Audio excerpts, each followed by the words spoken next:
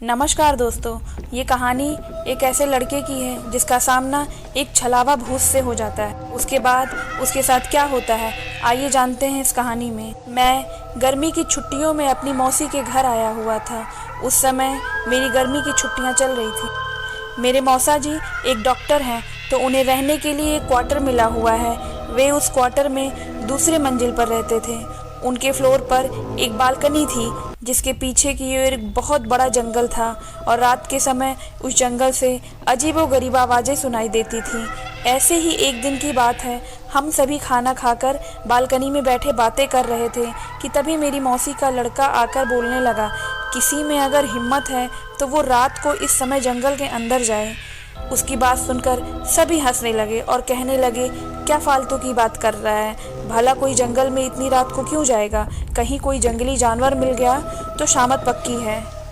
जिसे सुनकर सभी लोग फिर से हंसने लग जाते हैं। वह बोला, मैं मजाक नहीं कर रहा हूँ, मेरे स्कूल के दोस्त बताते हैं कि एक बार ऐसे ही एक लड़का उस जंगल में चला गया, फिर आज तक उसका कुछ भी पता नहीं चला। गांव के लोग बताते हैं उस लड़के को अपने पिता के जंगल में बुलाने की आवाज़ आई थी और वो उसी आवाज़ के पीछे पीछे उस जंगल में चला गया और आज तक उसे किसी ने दोबारा नहीं देखा। मैं हंसने लगा कि ये तो झूठी कहानी है।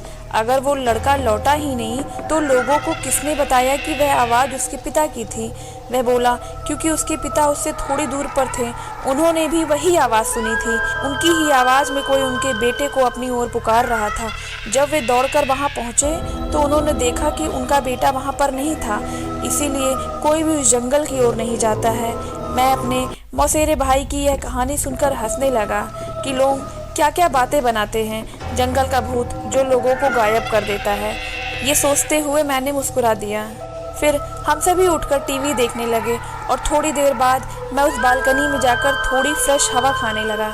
रात का समय था, उस समय अच्छी खासी हवा चल रही थी। मैं उस जंगल की ओर मुँह करके देखने लगा कि आखिर कौन होगा वो, क्या वो सच था कि तभी मैंने अपने मौसेरे भाई को जंगल के किनारे खड़े देखा।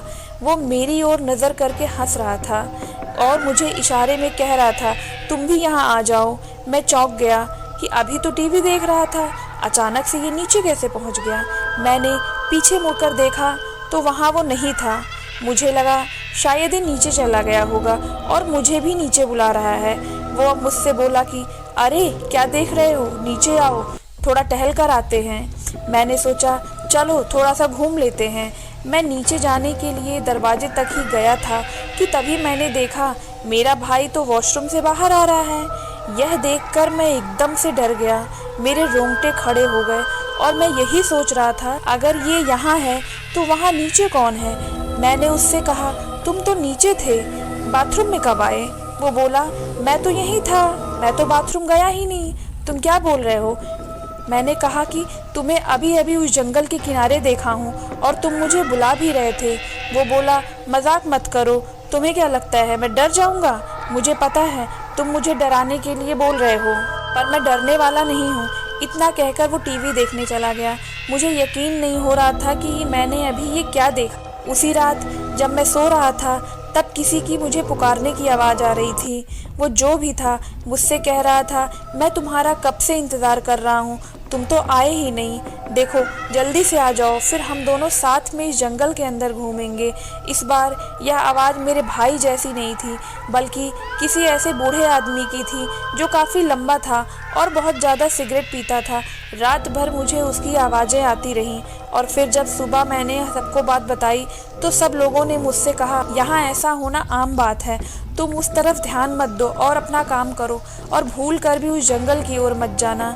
उसके कुछ दिनों बाद भी मुझे उस जंगल से आवाज़ें आती रहीं, फिर वो आवाज़ें आना रुक गईं। इस घटना के कुछ दिनों बाद मेरे पापा मुझे लेने आ गए थे, क्योंकि मेरी गर्मी की छुट्टियां खत्म होने वाली थीं। उस जंगल में रहने वाले लोगों को छलावा कहते हैं और जो कोई भी उनके पीछे जाता है वो कभी लौट कर वापस नहीं आता है। आज की स्टोरी अगर आपको पसंद आई हो तो चैनल को लाइक एंड सब्सक्राइब करें। मिलते हैं नेक्स्ट वीडियो में, तब तक के लिए अपना ख्याल रखना।